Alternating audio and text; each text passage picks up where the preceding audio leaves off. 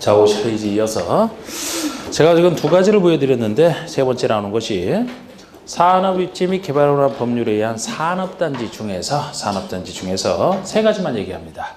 국가산업단지, 일반산업단지, 도시첨단산업단지까지.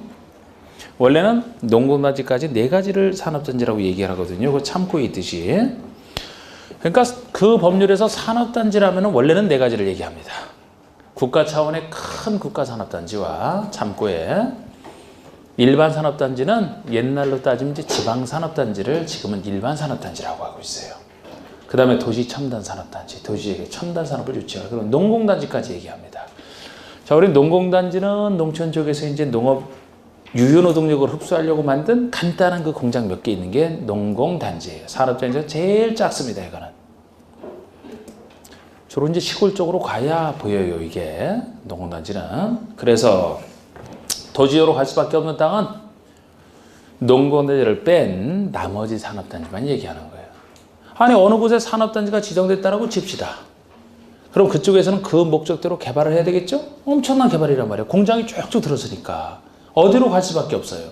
공업지역에 속하는 도시지역으로 갈 수밖에 없잖아. 원래 산업단지로 지정이 되면은 그쪽 산업단지로 지정되면은 원래는 관리계획 세워서 도시지역을 지정해줘야 목적 사업을 할 수가 있겠죠. 그게 뻔하다고 보는 거야. 누구에게 결정권을 맡겨도 뻔하기 때문에 뭐 힘들게 만드느냐. 어차피 그렇게 갈 게 뻔하다라면 도시지역으로 결정고 지은 것으로 보겠다는 거예요. 뭐만 주의하시면 돼요? 농공단지는 아니다. 그거 주의하시면 돼요. 조그만 거라니까. 이거 보신 적 있나요? 농공단지? 시골에서? 작아요. 굳이 여기는 도시적으로 의제를 안 해도 농공단지로 개발하는 데는 별 문제가 없을 정도로 작다고 보는 거예요. 이거는.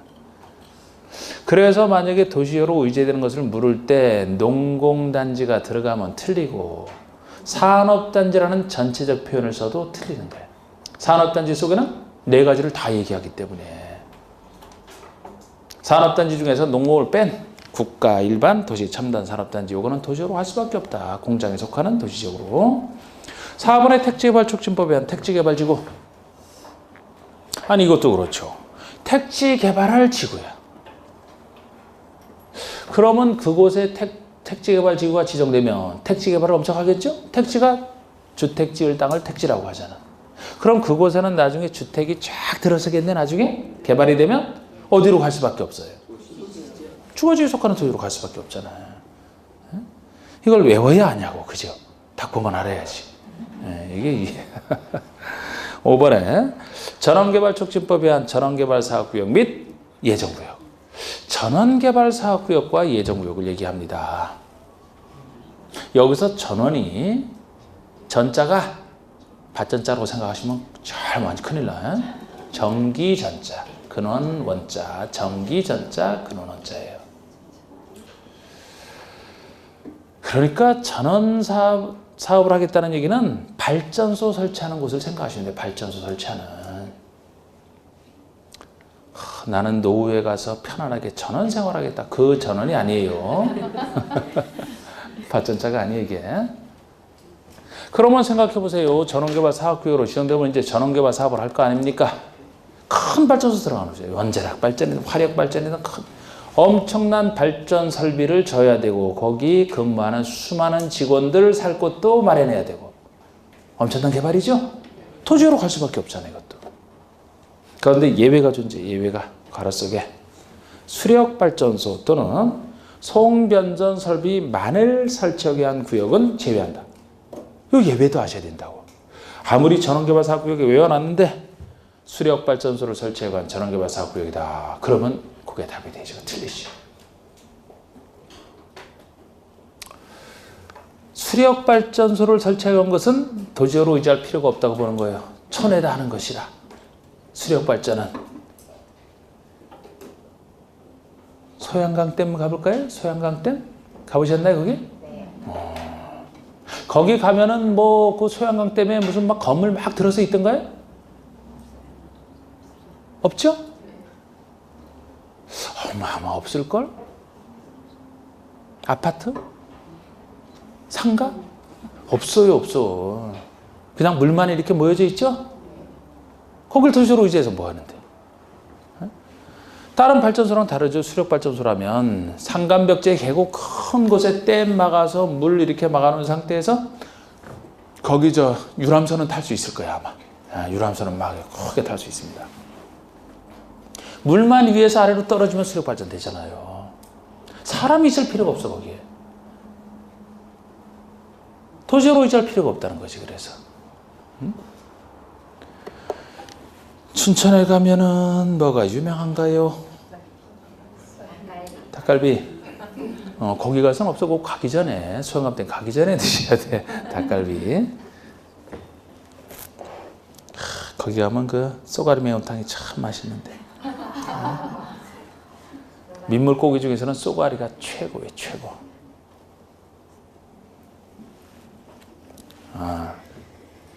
민물고기의 왕입니다, 왕. 그 회는 너무 귀해서 못 먹고, 회를.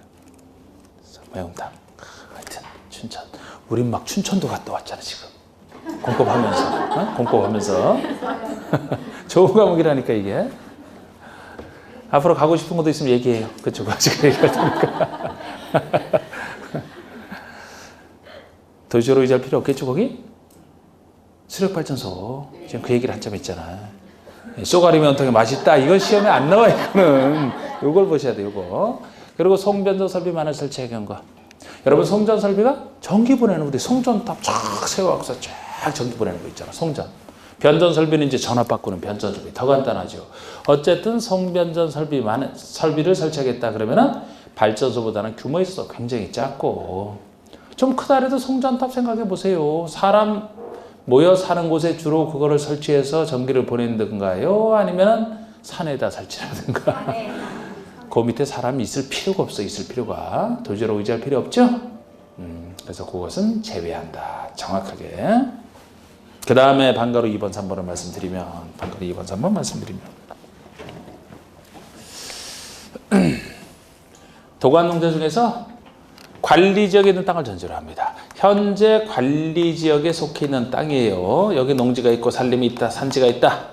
당연히 관리지역 행위자를 지금 현재 받고 있어요. 받고 있는데, 어느 날 이 농지에 대해서, 관리지역 안에 있는 농지에 대해서 농지법에서 농업진흥지역을 지정했다라고 가정을 해봐요. 이제 농업진흥지역을 지정했어요. 농사를 잘 지은. 이 농업진흥지역은 어느 지역을 지정할 땅이라고 배우셨나요? 용도지역 중에서? 우리 나왔었잖아, 아까 지역 개념에서. 네? 아니지. 직접 농업진흥지역 예를 들었던 것은 어느 지역으로 지정한다? 농림지역이잖아. 네, 그래서 저거를 알고 나서 뜻을 정확히 알아야 된다고 그랬잖아. 네? 농림지역 지정할 땅으로 배우셨잖아. 제가 농에 해당되는 게 농사 잘 지을 농업진흥지역, 림에 해당되는 게 보전산지다. 농림지역 지정할 대표적인 땅이 농업진흥지역과 보전산지 둘이잖아요. 개념. 그러면은 농업진흥지역은 비록 현재 관리지역이지만 이게 지정되는 순간에 원래 어디로 가야 될 땅이냐? 농림지역에 농을 구성하는 것이라 여기로 가야 될 땅이기 때문에 관리계획 세울 필요 없이 지정되는 순간에 농림지역으로 결정구역으로 보겠다. 이게 2번 얘기예요, 지금. 이래야 농업진흥지역이 훌륭히 농사 잘 지을 땅으로 유지가 되기 때문에, 이게 이렇게 가는 건 너무 뻔하기 때문에 이 전제 조건을 바꿔서 틀리게 됩니다. 반드시 여기에 있는 땅에 대해서 이런 일이 생겼을 때 이렇게 보낸다는 얘기예요. 아니, 제가 같은 비도시라 그래도 농림지역보다는 관리지역이 좀 더 행정이 풀어져 있잖아. 좀 더 비싼 땅이라고 있잖아. 이거를 이렇게 안 보내고 관리지역의 행정을 그대로 지정하게 되면은 요게 그만큼 개발되는 것만큼 망가진다고 보는 거예요. 그러니까 이 행정을 여기다 안 하고 이렇게 보내겠다는 겁니다. 그럼 다른 지역은 왜 안 되느냐? 이게 도시지역이라고 가정을 해봅시다. 도시는 아까 개발할 땅으로 배우셨잖아. 그럼 여기에 대해서 농업진흥지역은 개발 안 하고 농사 잘 짓겠다는 거예요. 여긴 개발할 땅이에요. 그럼 도시지역에 농지가 있어요. 요거 지정할 수 있을까요? 없을까요? 애초에 지정을 못해요. 지정을 전제로 해서 특례 인정할 필요가 없어요. 애초에 지정을 못하기 때문에. 아니, 개발할 땅인데 개발해야지 이곳에 왜 농사 잘 지라고 이걸 지정합니까? 그래서 나중에 농지법에서 가보면 이 파트에 가보면 예외적으로 도시지역 중에서도 녹지지역 중에 특별시 녹지지역을 제외한 녹지지역만 예외적으로 지정이 가능해요. 전체 도시지역은 지정 못합니다. 비도시에 가능한데 여기가 문제되지 요거는 아예 지정을 못하니까 지정을 전제로 한 특례는 인정할 필요가 없어요. 도관농, 농림지역입니다. 농림지역. 이미 농림지역인데 이렇게 보낼 필요가 뭐 있어요? 특례 인정할 필요 없죠? 농림지역이니까 자연환경 보전지역이야. 여러분 자연환경 보전지역이면은 농림지역보다 행위제한이 더 엄격한, 더 개발 못하는 곳이에요. 그럼 여기에 대해서 이런 일이 생겨도 이렇게 안 보내도 자연환경 보전지역의 행위제한을 그대로 여기다 적용해도 이것이 망가질 일은 없죠. 더 안 망가지지. 더 개발 못하니까. 만약에 이 있는 상태에서 이렇게 됐다면 이렇게 보낼 필요도 없다고 보는 거예요. 이 행위제한을 적용해도 아무 문제가 없으니까. 결론은 원래 가야 될 땅이 농림지역인데 이 농림지역보다 행위제한이 좀 더 완화되어 있는 곳에 있을 때 이것이 파괴되기 때문에 이렇게 보내겠다는 얘기라. 근데 완화되어 있는 것 중에 도시지역은 애초에 지정을 못하기 때문에 논외고 결국 요것만 남는 거예요. 요것만. 이해되셨어요? 네. 자, 똑같은 논리로 관리지역에 있는 산지를 전제로 해서 현재 산지가 있는데 이것이 산지관리법에서 보전산지로 지정고시가 됐다. 보전산지. 보전산지는 어디 들어갈 땅이라고 했어요, 아까? 에이. 자, 왜 이러시나, 천천히 자. 에이, 아까. 농림. 아니, 아까 농림지역도 다시 정확히 도시지역에 속하지 아니하는 농지법에 한 농업진흥지역, 농 또는 산지관리성 보전, 산지림 등으로서 농림업진흥과 산림의 보전에서 필요한 이게 농림지역 뜻이잖아요. 그럼 아까 요거 하면서 농이다, 림은 보전산지에 됐는데 왜 다른 얘기를 해? 보전산지는 어디 들어갈 땅이에요? 농림지역에 들어갈 땅이지. 그런데 이렇게 이론 구성하더라도 물론 자연환경 보전지역도 나와요. 그러나 이론 구성은 정확히 해야 돼요. 농림지역에 들어갈 대표적인 땅으로 우리 배웠단 말이에요. 그러면 이렇게 보내는 게 맞아. 그런데 이것은 이거와 달리 둘 중에 하나로 의지가 되는 게 여전히 보전산지하면 농림지역 지정 하나 보시면 돼요. 왜? 대부분의 보전산지는 대부분이 다 임업용이니까. 농림의 림은 임업용이잖아. 임업용. 임업이라는 것이 나무를 심고 기르고 벌채해서 쓰는 거 얘기하지 않습니까? 대부분이 임업용이야. 그런데 예외적으로 이렇게 되는 경우도 예외적 현상으로 있기 때문이에요. 훌륭한 산이 우리 국내 어디 있나요? 훌륭한 산. 설악산. 설악산에 가보면 보전산지 있어요. 아주 훌륭한 산지는 다 보전산지라고 보시면 돼. 보전산지는 기본적으로 이제 개발 못하는 보전산지라고 보시면 되거든요. 준보전산지가 아니고 보전산지면 그럼 설악산의 보전산지 임업이 목적이에요? 자연환경 보호가 목적이에요? 그건 자연환경 보호가 목적이지. 만약에 임업용이라면은 그 큰 적송 같은 것들 지금 다 베어서 목재로 쓰고 새끼 적송 키우고 있어야 돼, 지금. 그런 게 아니잖아, 그죠? 그 현상 그대로 보존하는 게 목적이잖아. 그래서 보전산지는 농업진흥지역은 농림으로만 가지만 이것도 대부분 임업을 차지하면 설악산 같은 뭐 몇몇 이런 데서는 자연환경 보전을 해야 되거든요. 예외적으로. 그래서 이것은 둘 중에 하나로 결정고시에서 보는. 어느 쪽으로 구체적으로 가는지는 산지관리법에서 보전산지를 산림청장이 지정을 할 때 내가 딱 지정해주면서 어디로 간다 둘 중에 하나 정해주게 돼 있어요. 대부분이 임업용으로 가는 게 맞아요. 이 둘 중에 하나. 전제 조건 똑같고. 자, 2번. 관리지역 안에서 이걸 전제로 해서 관리지역 안에서 농지법에 한 농업진흥지역으로 지정고시된 지역은 이 법에 한 농림지역으로 결정고시선수로 본다. 전제조건 관리지역 안에서 잘 체크하시고 농업진흥지역은 농림지역으로. 판가로 3번. 관리지역 안에 산림중 역시 전제 똑같아요. 관리지역에 있는 산림을 전제로 해서 여기 대해서 산지관리법에서 보전산지로 지정고시가 됐다. 그러면 그곳에서 구분하는 바에 의해서 농림지역 또는 자연환경 보전지역 둘 중에 하나로 결정고시인 것으로 보는 이 정도 얘기를 했습니다. 이 정도 얘기를.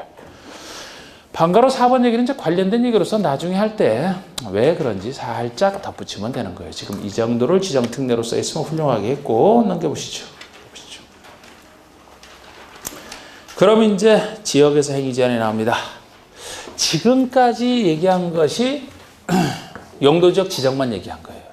기본적 원칙적 지정과 지정 특례까지 지정만 얘기했다고 지금까지 지정을 얘기했는데 아니 용도적을 왜 지정합니까? 그 용도적에 맞는 행위 제한을 하려고 지역에 맞는 행위 제한을 하려고 그래서 지역이 나오면 항상 지역에서의 행위 제한 각각의 지역별로 어떤 행위가 제한되는지 지역에서 행위 제한이 당연히 나오는 거예요. 이러려고 지역을 지정하니까. 그래서 용도 지역이 분류가 끝났으면은 분류 중에서 우리 특례까지 한 거고 지역의 행위 제한. 지구가 끝나면 지구의 행위 제한. 구역이 끝나면 구역의 행위 제한. 이렇게 이제 연결되는 거 아닙니까? 그러면 지역의 행위 제한으로서 세 가지를 들 수 있어요. 세 가지를. 지역의 행위 제한으로서 세 가지를. 건축 제한. 각각의 지역별로 어떤 건축물을 지을 수 있느냐 없느냐? 건축 제한. 건축 제한. 지역별로 쫙 정해져 있어요. 건폐율, 어떤 건축을 지을 수 있다고 했을 때 크기랑 관련해서 건폐율은 최대 얼마까지? 용적률은 최대 얼마까지? 요 세 가지가 지역의 행위 제한 세 가지 분류가 되겠습니다. 나중에 지구는 건축 제한만 해요. 구역도 건축 제한만 있어요. 건폐율, 용적률은 여기만 있는 얘기예요. 그런데 지역의 행위 제한 요 세 가지가 세 가지밖에 안 되지만 그 땅의 가격을 결정하면서 제일 중요한 요소가 되는 거예요. 이게 이 세 가지가. 그래서 지역이 그렇게 중요하다고 하는 거예요. 어느 땅이든지 간에 이 지역을 벗어나는 것 없어. 용도 지역이 제일 먼저 나온단 말이에요. 토지계획 확인을 띄워보면 용도 지역이 제일 아주 중요한 거예요. 지역별로 무엇을 지을 수 있다 없다가 다 결정되고 어느 걸 지을 수 있다 하더라도 건축 기준 중에서 제일 중요한 연면적 건축 면적을 결정하는 게 건폐율 용적률이거든요. 이것이 건폐율 용적률이 각 지역별로 최대 한도가 얼마씩 다 정해져 있고 이 최대 한도 범위 내에서만 지을 수 있기 때문에 최대 한도를 못 벗어나기 때문에 이게 다 가격이 결정되는 가격에 관련이 있는 아주 중요한 거예요. 아주 중요한 거. 아주 중요한 거라고 했는데 글쎄 표정에는 뭐 별로 그런가 봐. 긴가민가한 표정이 보이는데 아주 뭐 여유 있다는 점에서 좋아요. 그래서 지역이 아주 중요한 거예요. 자, 그런데 이 최대 한도가 거의 매회 나오는 거예요. 매회. 한 번도 거의 빠질 데가 없어. 건폐율 최대 한도 문제라는 게. 그러니까 얼마나 이게 이거는 건축 제한은 양이 엄청 많은 건데 이게 약 한 3, 4년에 한 번꼴로 살짝 나온다고 보시면 돼요. 사실 이거를 하면은 양이 이게 조그만 글씨로 해서 한 20페이지가 넘어 이게 요것만. 그래서 나오면은 참 곤란하죠. 보통 여기서 나오면 맞춰야 되고 숫자가 많지만 맞춰야 되고 여기서 나오면 찍으면 되고 그런데 근데 29회는 반대로 나와서 반대로. 이게 그 수많은 원칙적 숫자를 안 내고 수많은 특례 중에 하나를 했어요. 여기서. 그 특례가 처음 났어. 처음. 그 특례가 나온 게 29회 때 처음이라고요. 그 전에 원칙적 숫자에서 나왔거든 다. 그러니까 그 특례는 틀려도 상관없어 그런 거야. 이번에 처음 나왔지만 여기가 원래 틀려도 상관없을 정도로 내용이 워낙 많다 보니까 그런데 이상하게 여기서 문제가 나오면서 이번엔 두 문제 나왔지. 여기 하나 여기 하나. 이게 쉽게 나왔어. 그런데 그 수많은 양 중에 제가 한 7, 8가지만 뽑아서 하거든요. 그 수많은 것들 중에서. 그런데 7, 8개 중에서도 주로 아파트가 기본인데 아파트를 지을 수 있는지 없는지는 아주 그럼 그거는 무조건 맞춰야 되는 거지. 원래 여기서 틀려도 되는데 여기서 맞춰야 되는데 여기서 틀려도 되고 여기서 맞추는 문제가 나왔다고. 어쨌든 같죠? 한 문제 맞추면 되는 거지 그냥. 네. 뭐 이상한 거 틀려도 된다 그랬잖아요 제가. 일단 그래서 요거는 지금 안 해요. 지금 안 하고 해도 소화를 잘 못 시켜. 여러분들이 뭐 자꾸 욕심을 내려고 그래. 네?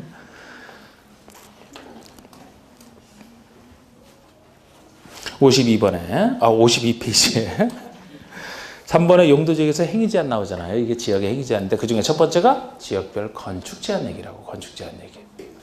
이게 지역별로 이제 어떤 건축을 지을 수 있냐 없냐를 결정하는 건축 제한인데 원칙이 대통령령이고 다른 법률이 적용되는 특례가 있는데 방가로 1번에 영이 정하는 특례가요. 방가로 3번에 제가 박스 2개만 소개해놓고 있죠? 일종 전원주택에서 건축할 수 있는 거 이렇게 쭉 나와 있죠? 넘겨보세요. 준주택에서 건축할 수 없는 거 이런 식으로 쭉 나와 있는 거 있어요. 이것도 양이 작은 걸 얘기한다고. 지금 제가 일종 전원과 준주택만 예를 들었잖아. 근데 일종 전원, 이종 전원 여기서부터 쭉 여기까지 각각의 지역별로 이런 식으로 쫙 나와 있다는 거예요. 무엇을 지을 수 있다, 지을 수 없다, 요것을 제가 대표적인, 어차피 우리가 이거 볼 수 없기 때문에 제가 2가지만 소개를 해놨다고, 2페이지 대표. 안 그러면 책이 너무 두꺼워져서. 요 표만 해도, 요런 글씨로 표만 해도 이게 20페이지가 넘어요. 소개를 하면. 이게 바로 0에 나와 있는 건축 제한 얘기예요. 요거를 나중에, 글쎄, 여러분들 잘 이해하시면 3, 4, 5회 할 때 살짝 아니면은 오르골 때려 가서 오르골 따라 해도 돼도 상관없어요. 이거는 원래 요약만 갖고 몇 가지만 갖고 충분히 이해할 수 있게. 용도 분류를 배우고 그다음에 이 지역의 뜻을 가지고서 이 정도면 되지 않겠냐 이런 느낌 잡는 식으로만 살짝 할 거예요. 이건 자세하게 하다 보면은 큰일 나고 이제 큰일 나. 나중에 이거 요약해서 나오는 거 있죠, 그죠? 옆에 페이지에 살짝 돼 있는 거 그거 살짝 할 거라. 그런데 여러분들이 실무에서 이거 따질 때는 꺼내놓고 보는 거예요. 꺼내놓고. 여러분들이 협회에 등록하는 순간에 몇 가지 서류가 오는데 서류 오는 것 중에 하나가 이거예요. 여러분들은 직접 법제처장 가서 찾아봐도 되고 주만 그거 보고 찾아봐도 되고 내 땅에 어느 땅인지 확인해 보면 이제 어느 지역에 속해 있다. 토지개혁 확인서를 통해서. 그럼 그 지역의 행위자는 요걸 보고 찾는 거예요. 요 표를 보고. 요걸 보고 찾아야지 이걸 뭐 머릿속에 어떻게 기억을 하나요. 근데 이번에 쉽게 나왔던 거지. 이번에 쉽게. 자, 그럼 양가로 2번이 건폐율 용적률 제한 요거를 얘기합니다. 요걸 얘기하는데 일단 건폐율과 용적률이 무슨 뜻인지 요거는 사실 건축법에 나와 있는 거예요. 건축법에. 건축상 용어인데 여기서는 대충 보실 거예요. 여기서는 최대한도만 정해놨기 때문에 그래도 여기서 건폐율의 개념이 뭔지는 여기서 해야 되는데 원래는 건축법에서 해야 될 내용이에요. 자, 2번 보시면 이제 건폐율의 뜻이 나와 있죠. 건폐율은 대지 면적에 대한 건축 면적 비율이다. 이렇게 얘기를 합니다. 항상 분모는 고정, 분모에 대한 분자 이렇게 나가잖아요. 그래서 대지 면적에 대한 건축 면적 비율이 건폐율로서 곱하기 100을 해서 100분율로 이제 표시를 하는 겁니다. 자, 우리 용적률이라면 대지 면적에 대한 건축 연면적 비율을 용적률이라고 합니다. 그래서 무엇이 대지 면적이고 건축 면적이 무엇이고 연면적이 무엇인지는 제가 책에도 소개는 해놓긴 해놨어요. 그런데 근거가 다 건축법 얘기야. 건축법. 그래서 그쪽에서 자세히 배우기 위해서 대충. 자, 땅이 있습니다. 이게 대지야. 대지의 땅의 면적이 대지 면적이지. 이 대지 면적에서 건축 면적이 차지하는 비율이 건폐율이니까 우리 건축 면적은 그냥 쉽게 생각하면은 땅을 잠식해서 건축된 면적, 높이랑 상관없어요. 땅을 잠식해서 실제 건축된 면적이 건축 면적 보시면 돼. 자세한 거는 그쪽에서 하더라도 그러면 이게 건축을 이 정도 건축 면적을 확보했다라면은 대지 면적에서 건축 면적이 차지하는 비율이 건폐율이라는 거예요. 그러면 똑같은 대지 면적 하에서 건폐율이 커지면 커질수록 확보하시는 건축 면적이 같이 커지는 걸 얘기하지. 그죠? 그래서 건폐율은 얼마나 넓게 땅의 건축을 확보할 수 있냐. 얼마나 넓게랑 관련된 것이 건폐율이라는 거예요. 100%를 넘을 순 없지. 100%를 넘을 순 없지. 대지 면적을 벗어나서 어떻게 더 넓게 짓습니까? 대지 면적에 대한 건축 면적 비율이니까. 이게 건폐율이에요.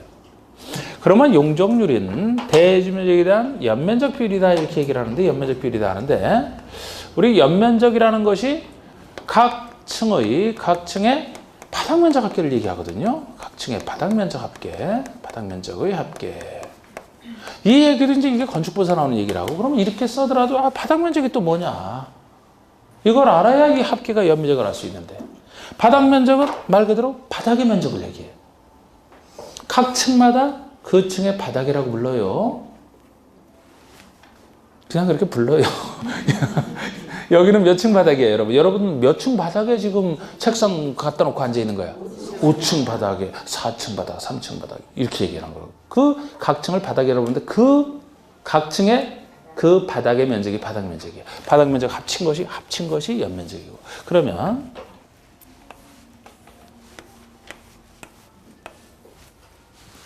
대지 면적에서 자 3층짜리 건물을 그렸잖아. 그러면 1층 바닥 면적 얼마, 2층 바닥 면적 얼마, 3층 바닥 면적 이게 각 층의 바닥 면적이거든요. 요거 다 합친 게 연면적이에요.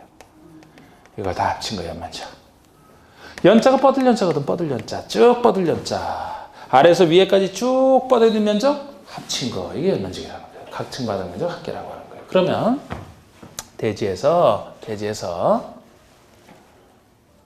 각 층의 바닥 면적 합계의 연면적이니까 용적률이 커지면 커질수록 대지는 같은데 확보하시는 연면적이 커진다는 얘기죠? 네. 높이를 직접 규제하는 건 아니야. 그런데 간접적으로 얼마나 높게를 결정하는 것이 용적률이라는 식으로 보시면 돼요. 그래서 용적률은 법에서 정하기 나름이에요. 얼마든지 100을 넘어서 정할 수가 있잖아.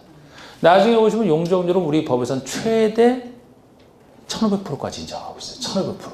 그럼 대지 면적의 15배까지 지을 수 있다는 얘기가 되지. 건폐율은 100을 넘길 수 없다니까요. 응? 이 개념이 이런 거예요. 그러니까 건폐율과 용적률 최대가 크면 클수록 이것이 가격에 반영된다고 했는데 뭐가 큰 게 더 좋아요, 여러분? 용적률. 그렇지. 용적률이 더 가격에. 그래서 용적률이 예를 들어 지역이 변경이 됐다. 그래서 용적률의 최대 한도가 왔다 갔다 한다.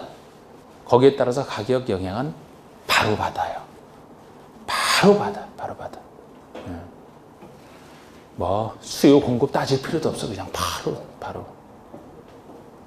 이 중요한 게 지역의 건축 제한이고. 자, 제가 지금 개념을 살짝 말씀드렸는데 지금 해야 될 것은 이제 지역의 행위 제한에서 최대한도인데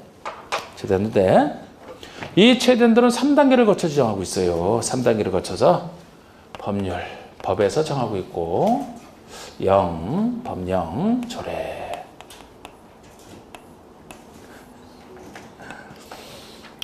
법에서 정한 범위 내에서 법 밑에는 대통령령에서 다시 종류를 정하고 영은 법 밑에 있기 때문에 이제 법의 범위를 벗어나서는 안 되죠. 법 범위 내에서만 영으로 정하고 법령 범위 내에서 조례로 3단계를 거쳐 최종 여기서 정해집니다.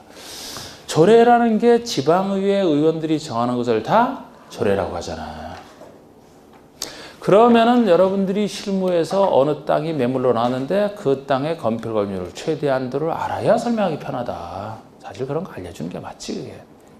그걸 알고 싶으면 요걸 봐야 돼. 조례를 찾아봐야 돼. 조례를. 지금 국회법상 조례니까 도시군계획 조례를 얘기하지. 도시군계획 조례를. 그것도 특광지구네.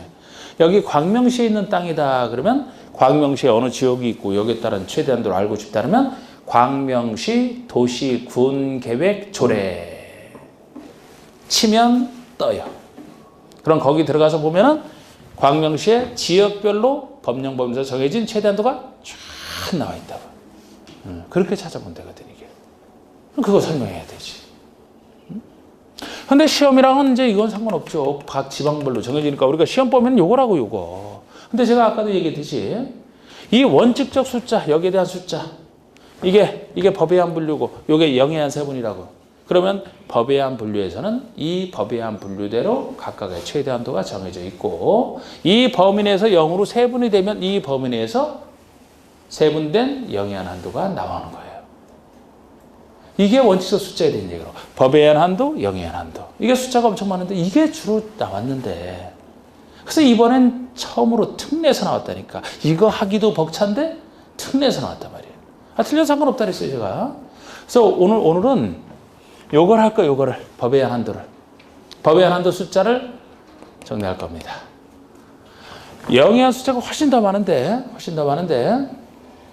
그냥 제가 하는 스타일로 하게 되면은 법에 의한 숫자, 최소화된 거 요거만 좀 기억하고 영에 의한 숫자는 복잡하더라도 외우지 않고 법에 의한 걸 바탕으로 해서 쫙 쉽게 할 수가 있어요.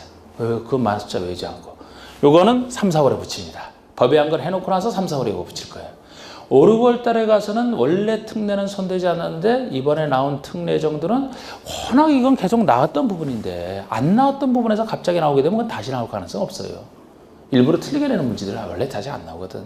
근데 워낙 많이 나왔던 데서 특례까지 나갔다는 얘기는 이제는 워낙 자꾸 내니까 사람들이 너무 맞추니까 특례를 낼 수도 있는 거예요. 그렇다면 특례 규정도 살짝은 해야 되지 않나 싶어요. 지금까지는 안 했는데. 걱정하지 말고 제가 항상 뭐 큰 부담을 줍니까? 전화 최소화시켜서 안 되니까? 네. 여기 이거 숫자 많지 안 외우게 해도 충분히 한다니까 이거. 기본만 외우게 하고 특례도 훌륭하게 나중에 5, 6월 달에 뭐 잘할 거야 그냥 부담 없이. 그런 식으로 할 예정이고 일단 법의한 숫자로 해야 돼. 법의한 숫자를. 여기다 할 거야 여기다가. 그 책에 지금 건폐율 용주는 의의는 지금 나와요. 동그라미 1, 2번 나와 있는 거 그대로 제가 말씀드렸고요. 방가로 2번에 그 숫자 나오는 거 있죠. 2번 박스에. 이게 법의한 숫자랑 영의한 숫자가 또 나눠지고 건폐율 용주는 또 숫자 이거로 해야 되거든 이거를. 근데 이거 보니까 참 부담스럽단 말이에요 이게. 여기다가 할 거예요. 여기다가 이 틀에다가 하세요. 이 틀에다가. 그래야 외우지 않고 좀 더 편하게 할 수가 있어요. 이 틀에다가 항상 이 틀을 이어가지고 여기다가 제가 뭐 써놓는다 그랬죠. 일단 법의한 것만. 자, 이거 하기 전에 두 가지 전제 조건을 먼저 하고 나서 숫자를 할 겁니다. 두 가지 전제 조건이 건폐율과 용적률의 크기를 할 때 상업지역률이 증일근유, 중일근유 이렇게 배웠는데 근림과 유통 중에서는 유통이 근림보다는 좀 더 비싸다. 이게 제일 싼 곳이라 그랬죠?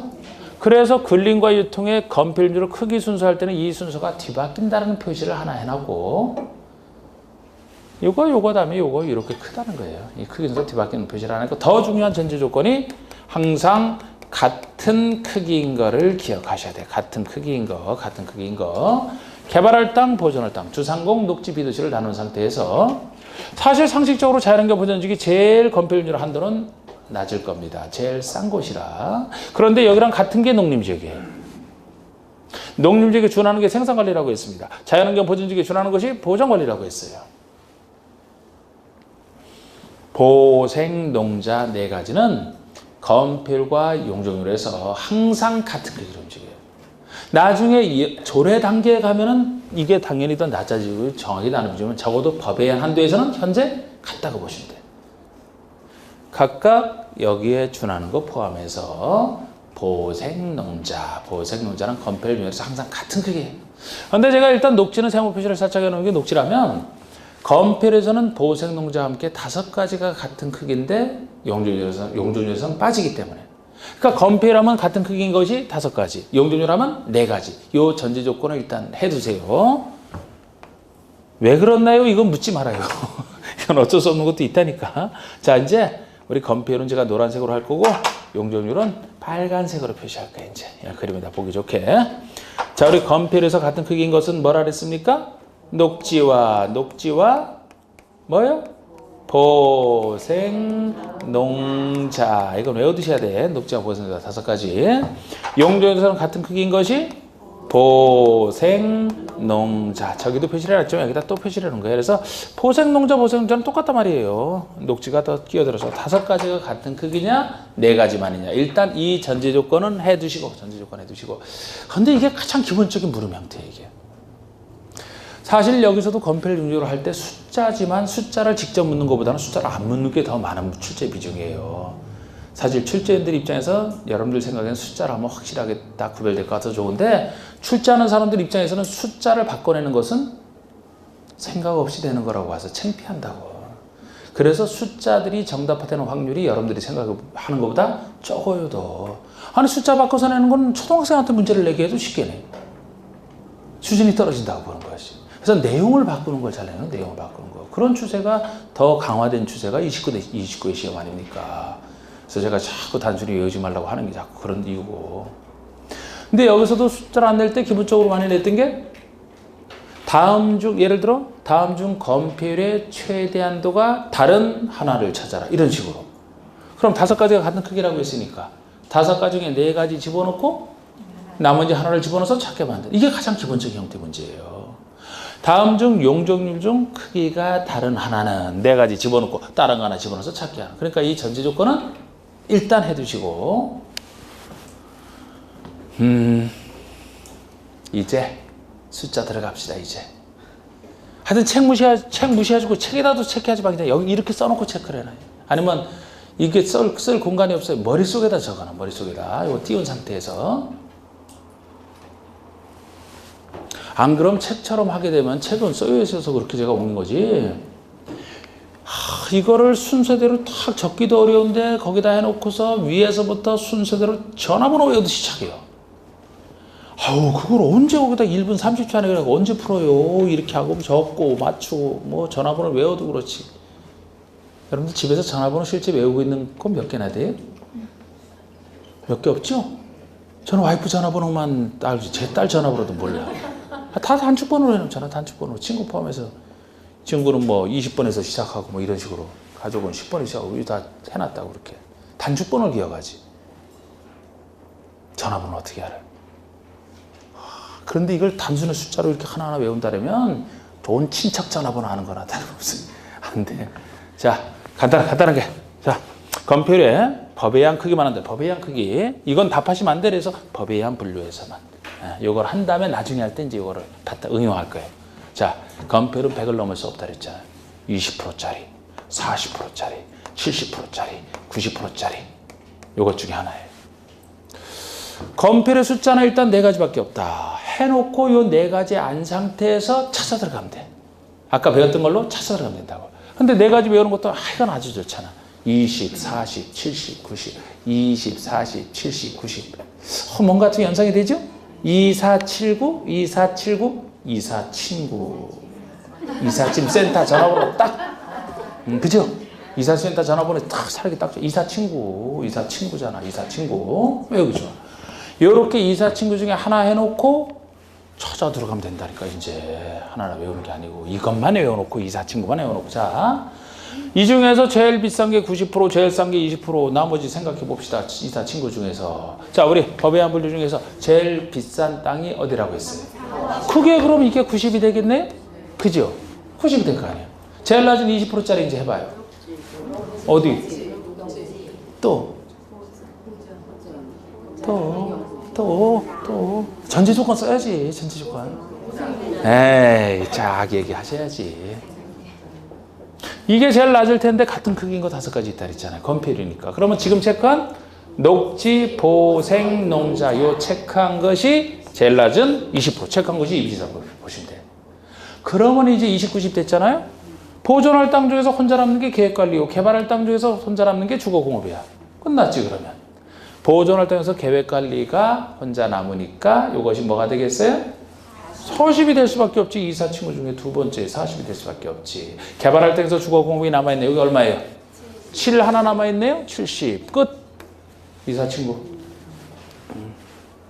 나중에 영예한 거 해봤자 주상에서만 이게 제일 비싼 거 하면서 또 싹 하면 끝이야. 또.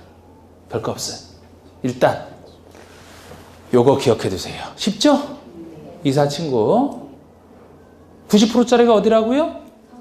상상해보세요. 제일 비싼 거 상업지역 딱 우리 용도지역 떠오른 상태에서 그 다음에 제일 낮은 20%짜리는 녹지, 보생, 농자 자꾸 반복하시면 돼. 녹지, 보생, 농자, 녹지, 보생, 농자 요것이 20이다. 그럼 이제는 보존할 땅 중에서 계획관리 하나만 딱 남으니까 두 번째 큰 40이 될 수밖에 없고 개발할 땅 중에서 주거와 공업에 남는 것이 70 하나 남아있네. 끝.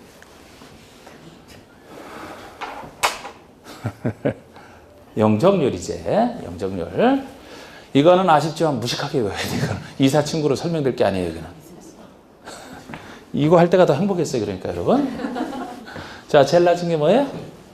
80. 제일 높은 거 1500. 일단 이거 기억해 놓고 제일 큰 것은 15배 1500이다.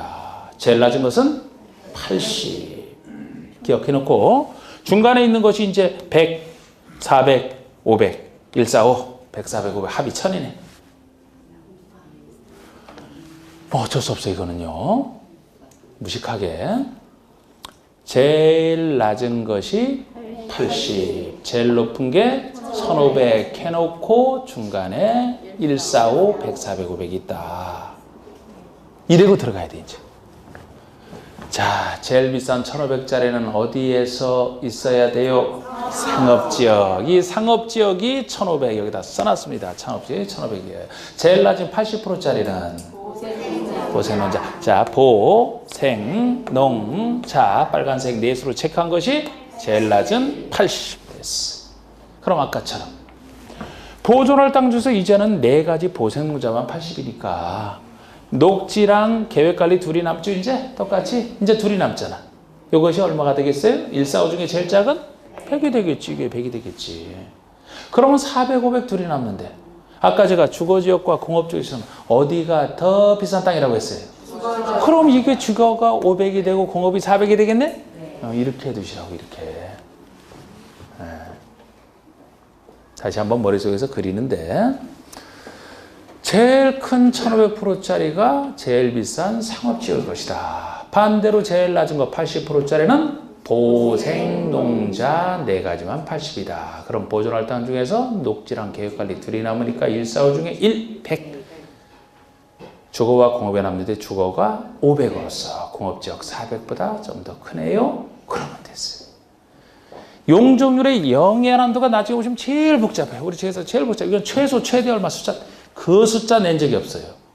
크기 순서를 물었을 뿐이야. 그래서 나중에도 그거는 숫자를 기억하는 것보다 크기 순서만 우리 배웠던 어디가 비싸다 싸다 갖고 느낌 잡으면 끝이에요. 그러니까 일단 요거만 기억을 해 두시라고. 요거만. 나중에도 별 거 없어요. 특례는 나중에 할 거고 일단 요거. 더 하고 싶은 분도 계시겠지만 내 소화불량 때문에 안 하는 거야. 소화불량 때문에.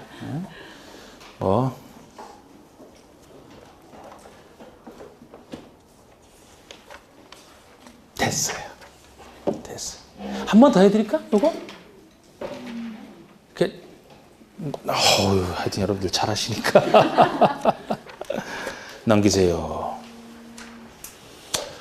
그러면 용도 지역에 오늘 기본 단계에서 할 거는 다 했습니다. 용도 지역에서. 아주 신경을 많이 썼는데 다 했어요. 그럼 이제 용도 지구 들어갑니다. 용도 지구. 60쪽에 용도 지구.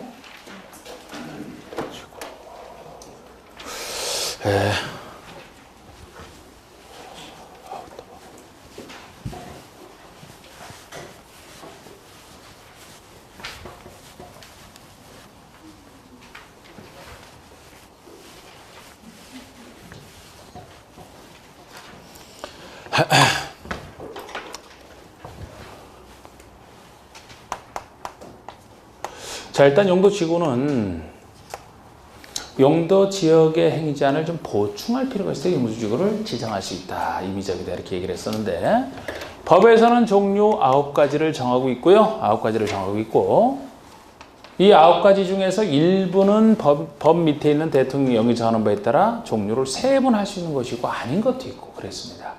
그래서 뭐 세분할 수 있는 것까지 종류를 다 써놨을 때 양은 뭐 어느 정도 됩니다만 굳이 외울 필요는 없다고 봐요. 저는 이거를 뭐 외워서 쓸모 있는 게 별로 없더라고요.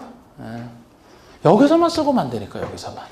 그래서 여기서도 이제 그 종류가 나눠진다면 왜 그렇게 나눠질 수밖에 없는지 여러 번 눈에 생각하면서 여러 번 익숙하게 해두시면 나중에 종류를 잘 안 물어보지만 묻더라도 별거 없어요. 익숙하게만 해놓으면. 그리고 여기서도 이제 주로 내용을 헷갈리기 쉬운 내용을 잘 묻거든요. 그런 것들 딱딱 해두시면 돼요. 편하게 하시면서.